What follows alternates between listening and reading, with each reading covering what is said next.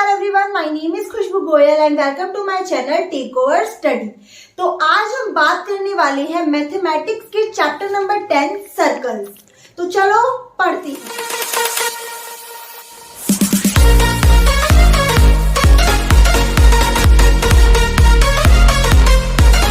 हम जानते हैं कि सर्कल क्या होता है। आप सभी ने छोटी क्लासेस से ही पढ़ते आ रहे हैं। ये हमारी 2D शेप होती है जिसकी कोई भी साइड नहीं होती। बेसिकली कुछ इस तरह हमारा एक सर्कल दिखता है। इसमें क्या होता है, एक जो होता है हमारा सेंटर पॉइंट होता है और उसी सेंटर पॉइंट से जितनी भी लाइनें जा रही होती है वो सारी इक्वी डिस्टेंट होती है और एक कर्व फॉर्म करती है। मीन्स हम एक यूं कह सकते हैं कि सेंटर से जितनी भी लाइनें हैं और वो एक कर्व फॉर्म कर रही है और वो इक्वल है। तो ये जो लाइनें जा रही है ये तो हमारी क्या हो जाती है, रेडियस। मीन्स जितनी भी लाइनें सेंटर से होके उस कर्व को टच करेंगी वो क्या हो जाएंगी, हमारी रेडियस, और वो सारी ही होंगी इक्वल। तो यही होता है हमारा सर्कल। हमने सर्कल के बारे में काफी कुछ पहले पढ़ा हुआ है, जैसे कि सेगमेंट, सेक्टर, ये क्या होती हैं। आज हम इन सब के बारे में ना डिस्कस करके हम बात करने वाले हैं टेंजेंट की, कि टेंजेंट क्या होता है, टेंजेंट क्या है, और इसी तरीके के आपको क्वेश्चंस देखने को मिलेंगे। तो हम शुरू करते हैं कि टेंजेंट क्या होता है उसी से। तो सबसे पहले आपसे बात करते हैं लाइन। लाइन क्या होती है, आप सबने पहले ही पढ़ा हुआ है। मीन्स कोई भी एक स्ट्रक्चर मीन्स एक पॉइंट से लेकर दूसरे एंड तक वो हमारा लाइन सेगमेंट होता है। एंड जब हम एक पॉइंट से दूसरे पॉइंट तक उसको एक्सटेंड कर देते हैं वो होती है हमारी लाइन। मीन्स ये कितनी भी एक्सटेंड हो सकती है। बट जब हम सर्कल और लाइन की एक साथ बात करते हैं, इनके कॉम्बिनेशंस की बात करते हैं, तो हमारे सामने 3 कॉम्बिनेशंस आते हैं। तो उसी से हमें पता चलेगा कि टेंजेंट क्या होता है। तो हमारे पास 3 कॉम्बिनेशंस आते हैं जब हम लाइन और सर्कल की बात करते हैं। तो पहला मैंने एक सर्कल ड्रॉ किया और एक लाइन ड्रॉ किया। ये दोनों ना एक दूसरे से टच है ना एक दूसरे से इंटरसेक्ट हो रही है। तो मीन्स ये अलग अलग है। तो जब हम सर्कल की बात करेंगे तो यहाँ पे सर्कल तो सर्कल ही कहलाएगा और ये लाइन लाइन कहलाएगी। ये हो गया हमारा फर्स्ट केस। अब हम सेकंड केस की बात करते हैं। मान लो हमारे पास एक सर्कल है और एक लाइन है जो इसको इंटरसेक्ट कर रही है, मीन्स इसको कट कर रही है 2 पॉइंट से। कहां से, 1 पॉइंट एंड 2, मीन्स एक पॉइंट यहां से और एक पॉइंट यहां से, और इसको 2 पार्ट्स में डिवाइड करिए, एक मेजर सेक्टर और एक माइनर सेगमेंट, माइनर सेक्टर में। तो जो ये लाइन डिवाइड कर रही है, तो जो हमारा सेकंड केस है इसमें क्या है, हमारे पास एक सर्कल है और उस सर्कल को एक लाइन जो है इंटरसेक्ट कर रही है, कट कर रही है कितने पॉइंट से, 2 पॉइंट से, 1 पॉइंट एंड 2 पॉइंट। मीन्स वो जो है सर्कल को एक तो मेजर सेगमेंट और एक माइनर सेगमेंट में डिवाइड कर, जैसे ये माइनर हो गया, ये मेजर सेगमेंट हो गया। तो जो ये लाइन होगी जब टच करते, मतलब जो 2 पॉइंट्स को टच करके निकलेगी, इंटरसेक्ट करके निकलेगी, तो इस लाइन को हम बोलेंगे कोड। मीन्स इन दोनों के कॉम्बिनेशन को बोलेंगे कोड, या फिर इसका सेकेंड नेम होता है सीकेंट। तो ये आपको दोनों ही बुक में सीकेंट यूज किया हुआ है आपके मोस्ट ऑफ द टाइम, तो आप दोनों ही को याद रखते हुए चलेंगे। अब हमारा जो है थर्ड केस आता है, वही हमारा इस पूरे चैप्टर में हम बात करेंगे। मान लो हमारे पास एक सर्कल है और इसको टच करते हुए एक लाइन जा रही है, मीन्स इसी को टच करते हुए जा रही है, लेकिन ना वो सर्कल के अंदर है वो ना सर्कल से दूर है, वो सिर्फ सर्कल को टच कर रही है, वो भी सिर्फ 1 पॉइंट पे। मीन्स ओनली 1 पॉइंट जहां पर टच कर रही है, इस पॉइंट को ही बोलते हैं पॉइंट ऑफ कॉन्टेक्ट, क्योंकि यहीं पे ये इसके साथ कांटेक्ट में आ रही है, तो इसीलिए इसको पॉइंट ऑफ कांटेक्ट बोलते हैं। और जो ये लाइन और ये जो सर्कल का कॉम्बिनेशन कहलाएगा, मीन्स ये जो लाइन जा रही है ये कहलाएगी टेंजेंट।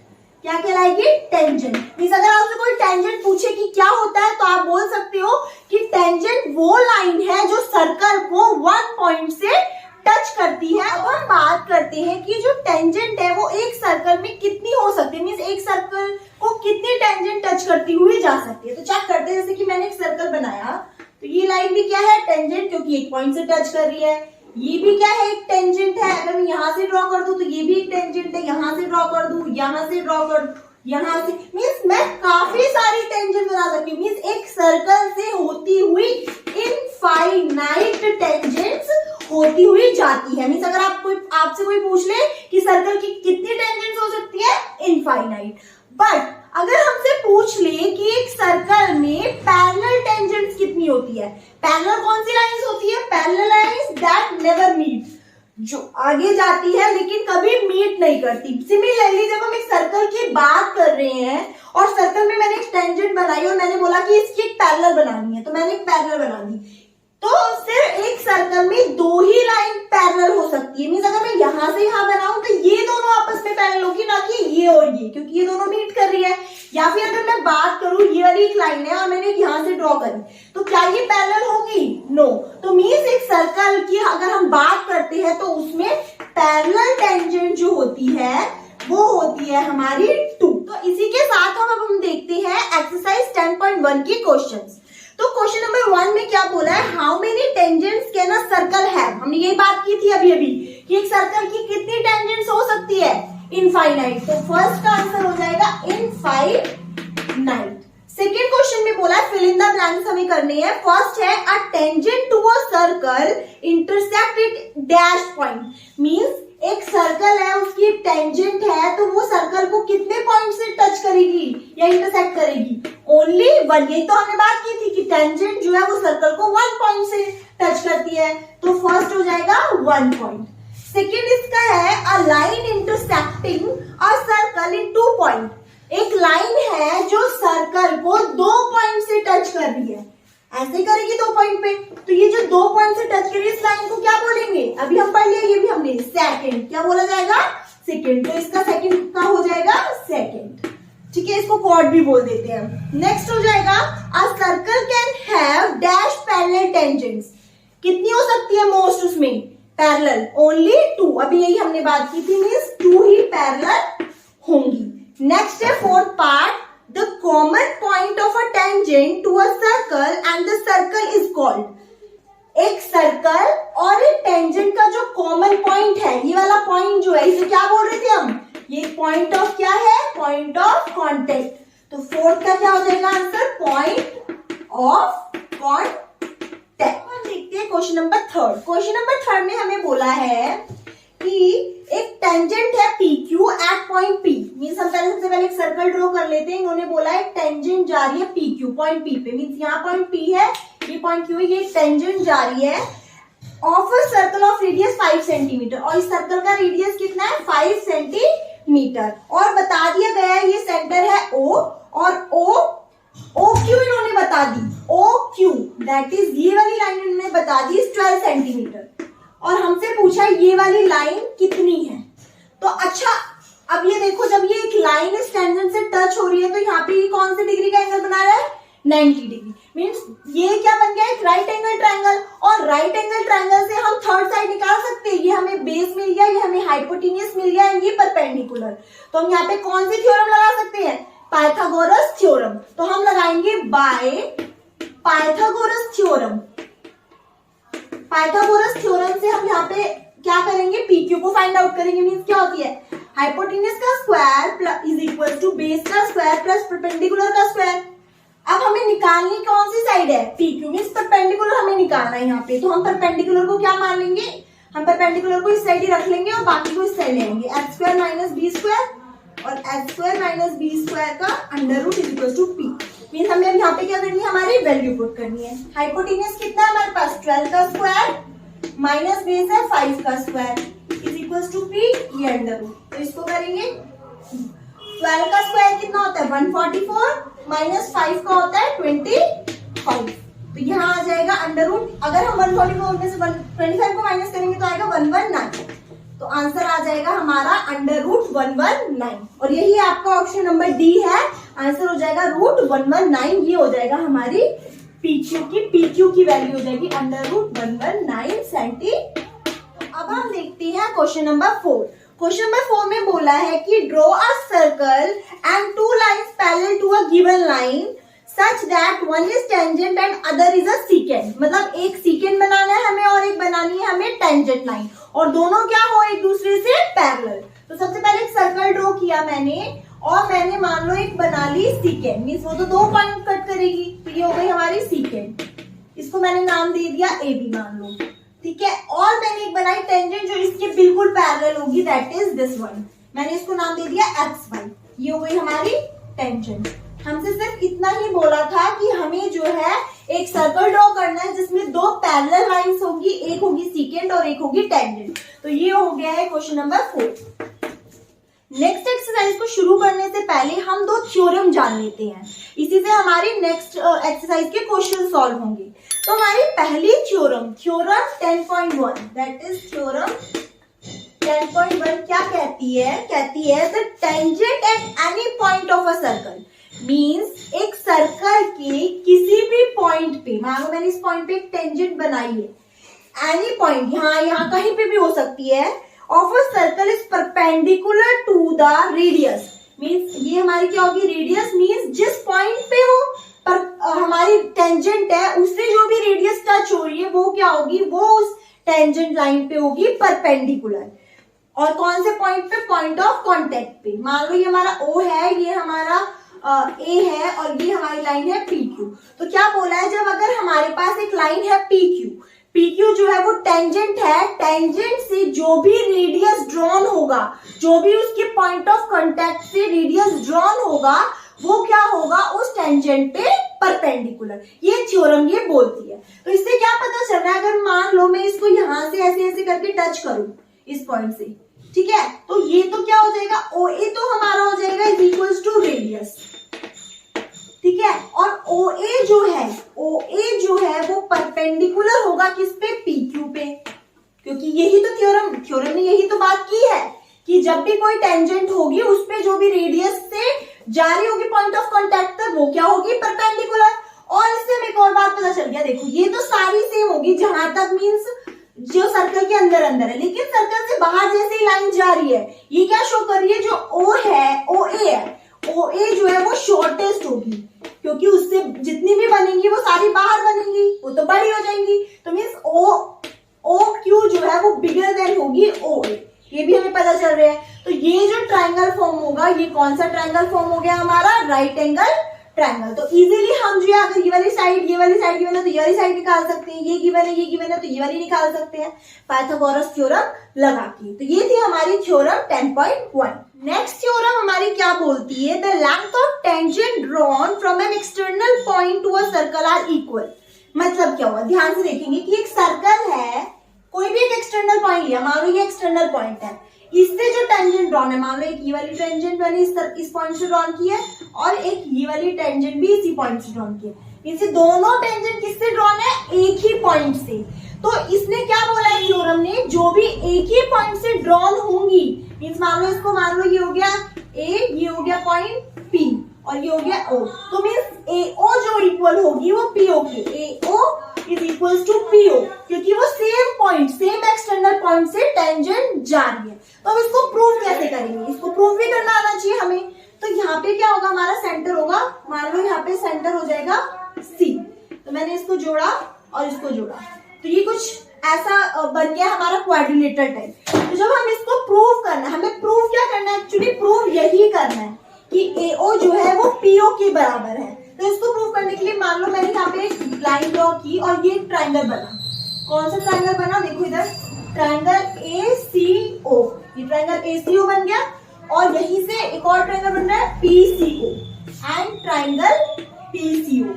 अगर मैं इन दोनों ट्राइंगल को कॉन्ग्रुएंट प्रूव कर दूं, अगर ये कॉन्ग्रुएंट प्रूव हो जाते हैं तो इट मींस ये वाली लाइन इसके रेसिप्रोसिटी अपने आप हो जाएगी। तो करते हैं, इस ट्राइंगल में और इस ट्राइंगल में ये जो एंगल है, अभी हमने थ्योरम 10.1 में पढ़ा है, ये होते हैं 90 डिग्री। तो हम लिख सकते हैं angle COA is equal to angle CAO is equal to angle CPO that is 90 degree. ये हो जाएगी थ्योरम 10.1 से। सेकेंड, ये वाली लाइन कॉमन हो रही है, CO is equal to CO common, ठीक है।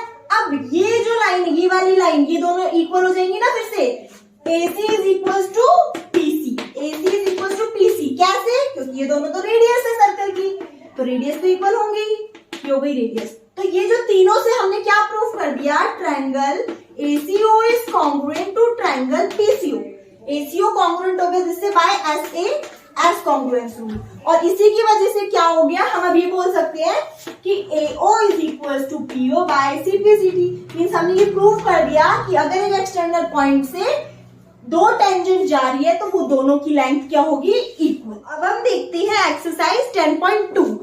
एक्सरसाइज 10.2 का क्वेश्चन नंबर 1 का फर्स्ट पार्ट क्या बोल रहा है, from a point Q the length of a tangent of a circle is 24 centimetre. Means एक हम सबसे पहले एक सर्कल यहीं साइड में ड्रॉ करते हैं। एक सर्कल हमने ड्रॉ किया, इन्होंने बोला है कि एक पॉइंट है Q से एक टेंजेंट ड्रॉन हो रही है, वो हो रही है P पे, ठीक है। और क्या बोला गया है, वो 24 सेंटीमीटर की, मीन्स ये कितनी है 24 centimetre. And the distance from Q from centre, centre से Q का डिस्टेंस भी बोला इन्होंने कितना है 25 सेंटीमीटर, और इसको मान लेते हैं हम O, ठीक है। The radius of the circle, हमें पूछा है कि रेडियस बताओ, मीन्स OP फाइंड करना है। मीन्स हम पहले लिख लेंगे टू गिवन, हमें क्या क्या गिवन है, हमें गिवन है PQ is equal to 24 centimetre and OQ is equal to 25 centimetre. और हमें क्या फाइंड करना है, टू फाइंड हमें करना है OP is equal to, OP कितना है, तो इसको हम कैसे कर सकते हैं, हमें पता है थ्योरम 10.1 से कि जो भी टेंजेंट पे जो भी रेडियस ड्रॉन होता है वो परपेंडिकुलर होता है, मींस ये एक हो जाएगा राइट एंगल ट्रायंगल। तो अब इसमें by Pythagoras theorem, Pythagoras theorem, हम पाइथागोरस थ्योरम से क्या निकाल लेंगे, OP। तो हम क्या करेंगे, ये हो जाएगा हमारा हाइपोटेन्यूस, हम इसको बेस मान लेते हैं और इसको परपेंडिकुलर, हमें परपेंडिकुलर निकालना है। मींस परपेंडिकुलर का स्क्वायर, सॉरी हाइपोटेन्यूस का स्क्वायर इक्वल टू बेस का स्क्वायर प्लस परपेंडिकुलर का स्क्वायर। हाइपोटेन्यूस कितना हो गया हमारा 25 सेंटीमीटर का स्क्वायर, बेस हमारा कितना 24 सेंटीमीटर का स्क्वायर प्लस परपेंडिकुलर का स्क्वायर। तो करेंगे 25 का स्क्वायर कितना होता है 625, 24 का स्क्वायर कितना हो जाएगा, हम इसको इस साइड ले आएंगे माइनस हो जाएगा 576 इज इक्वल टू परपेंडिकुलर का स्क्वायर, अंडर रूट आ जाएगा, इन दोनों को माइनस किए तो 49 हो जाएगा परपेंडिकुलर। तो हमारा परपेंडिकुलर कितना आ गया है 7 सेंटीमीटर। तो हमें मिल गई OP is equal to 7 centimetre, यही हमें फाइंड करना था। तो ये हो गया हमारा क्वेश्चन नंबर 1 का फर्स्ट पार्ट। तो अब हम देखते हैं क्वेश्चन नंबर 2। क्वेश्चन नंबर 2 में इन्होंने बोला एक फिगर दी हुई है, ये फिगर मैंने यहाँ पे ड्रॉ की है। क्या बोला है कि TP एंड TQ ये दो टेंजेंट्स ड्रॉन किए गए हैं एक सर्कल पे और सेंटर क्या है O, और बोला गया है कि POQ जो है वो 110 डिग्री सेल्सियस 10 डिग्री के बराबर है। तो अब हम बात करने वाले, इन्होंने बोला है PTQ कितना है, मीन्स हमसे पूछा क्या गया एंगल, टू फाइंड क्या करना है हमें एंगल PTQ। अच्छा देखो, सबसे पहले ये हमारा क्या बन रहा है क्वाड्रिलेटरल। क्या हम ये दोनों एंगल पता कर सकते हैं, यस, क्योंकि हमने थ्योरम 10.1 में ही पढ़ा था कि अगर एक टेंजेंट से एक रेडियस ड्रॉ हो रही है तो वो परपेंडिकुलर होगी, मींस ये 90 डिग्री होगा, ये भी एक टेंजेंट है इससे भी जा रही है तो ये भी 90 डिग्री होगा। मींस एक हमें sum of angle of a quadrilateral हमें पता है क्या होता है, सॉल्यूशन जब हम करेंगे कैसे लिखेंगे, sum of angles of a quadrilateral, ठीक है, इज इक्वल टू 360 डिग्री, ठीक है। 3 तो हमें गिवन है, तो मींस हम लिख सकते हैं angle P plus angle O plus angle Q plus angle T is equal to 360 degree. आप इसको पूरा नाम भी लिख सकते हो कि angle POT plus angle OTQ plus angle QTP angle TPO, ये ऐसे भी लिख सकते हैं, बट अभी मैं शॉर्ट में लिख रही हूँ तो आप ऐसे लिख लेंगे तो इजी हो जाएगा। एंगल P हमें पता चल गया 90 डिग्री, एंगल O कितना है 110 डिग्री, एंगल Q कितना है 90 डिग्री, और एंगल T को हम कैसे लिख सकते हैं जो इन्होंने पूछा है PTQ, तो एंगल PTQ हमें पता ही नहीं है इसकी, तो हम इसको ऐसे लिखेंगे। अब इसको सॉल्व करेंगे, इनको प्लस करिए, 90 plus 90 180 plus 110 degree plus 180 degree plus angle PTQ is equal to 360 degree, इन दोनों को प्लस करेंगे 290 degree, angle PTQ is equal to 360 degree minus 290, okay.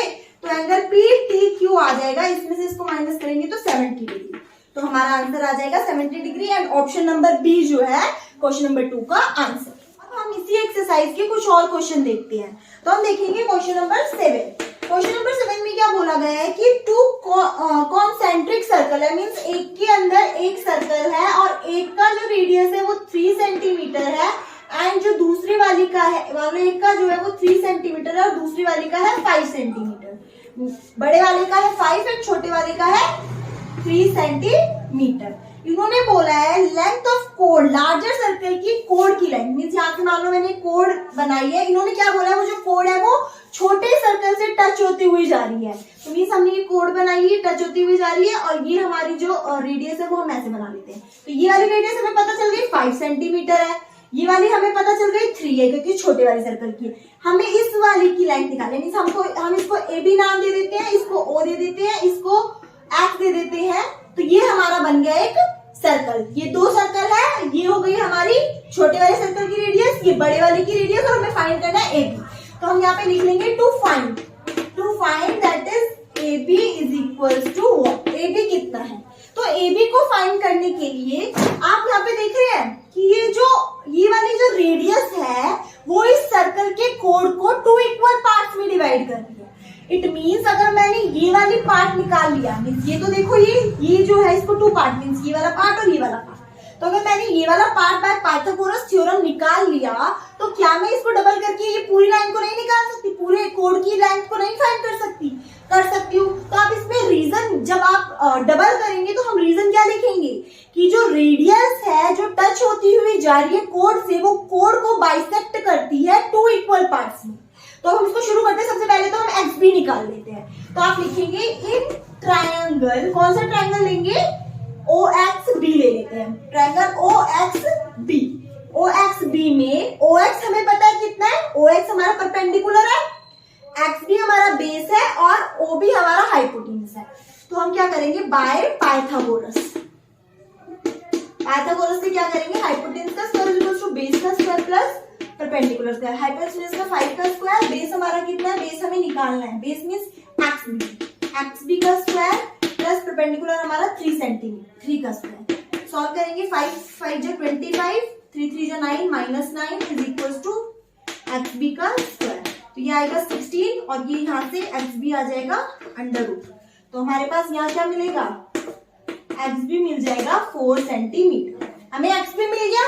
अब हम लिखेंगे कि जो कोड है A B is equal to double of x B, यही होगा, ए बी जो है वो डबल ऑफ एक्स बी होगा। क्यों होगा, क्योंकि जो रेडियस है bisect the code in equal parts में क्या कर रही है, उसे बाइसेक्ट कर रही है। तो इसको नॉर्मल ए बी क्या हो जाएगा 2 into 4 दैट इज 8 सेंटीमीटर। यही हमें फाइंड करना था कि ए बी कितना आएगा, हमारा ए बी आ गया 8 सेंटीमीटर। तो ये हो जाएगा हमारा आंसर। आई होप आपको सर्कल चैप्टर समझ आया होगा और सर्कल चैप्टर की एक्सरसाइज भी समझ आई होगी कि हम क्वेश्चंस को कैसे सॉल्व करते हैं। हमने इस वीडियो में सारे क्वेश्चन सॉल्व नहीं किए हैं। आपको अगर किसी क्वेश्चन में डाउट है तो आप मुझसे कमेंट सेक्शन में पूछ लेना, और अगर आपको सारे क्वेश्चंस की वीडियो चाहिए कि मैं सारे क्वेश्चन सॉल्व कराऊं या जितने भी रिमेनिंग क्वेश्चंस है, तो आप मुझको कमेंट सेक्शन में बता देना। आई होप आपको वीडियो अच्छी लगी होगी, तो आप मेरी वीडियो को लाइक कर देना और चैनल को सब्सक्राइब कर देना। साथ ही जो है आप हमारे चैनल की नोटिफिकेशन बेल को भी ऑन कर लीजिए, क्योंकि जो है हम टर्म 2 के सारे चैप्टर को जो है अपने चैनल पर लेकर आ रहे हैं, और जो है हम टेक ओवर सीरीज में इन चैप्टर को कवर करेंगे। Thanks for watching my video. जय हिंद, वंदे मातरम।